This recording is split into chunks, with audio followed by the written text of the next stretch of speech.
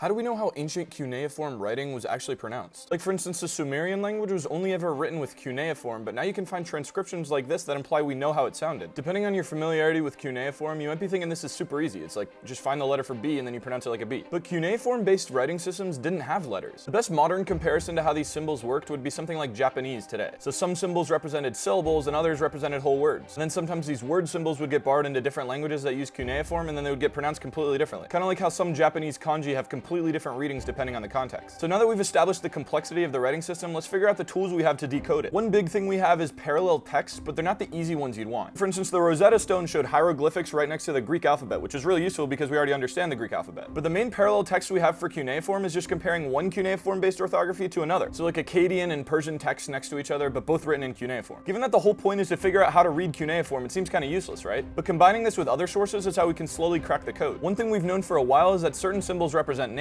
Not because they were contained in cartouches or anything, but because they'd be regularly seen next to a picture of a king or something. So we can look at these parallel texts and know approximately which parts are talking about the king. And often the same symbols would be used for the king even in different languages. But this last piece of evidence is the most important, and that's that unlike Sumerian, languages like Persian or Akkadian have descendants or relatives alive today. And using these modern languages, we can reconstruct what the ancient languages probably had to look like. So even before we knew that the Old Persian texts were Old Persian, we knew what Old Persian would probably look like. From the name symbols and stuff, we got a little bit of phonetic information because we knew they had to be pronounced a certain way in order to make that name. And if we see those symbols somewhere else, we can start guessing what word endings look like or even common words. So that's how Old Persian words like this eventually got decoded, and it was quickly realized that it was related to like Avestan and Sanskrit. And then from there it was like, okay, if it's an Indo-Iranian language, then it probably has to have this word ending, and if we see that there, then that means this symbol has to represent this sound. So the comparative reconstruction of the language eventually unpeeled the whole thing. And then we could use our knowledge of Old Persian to figure out how to pronounce Akkadian, and then use Akkadian to figure out how to pronounce Sumerian. There's still a lot we don't understand, but hopefully you can see how all these interlocking methods could be used to gradually piece the script together.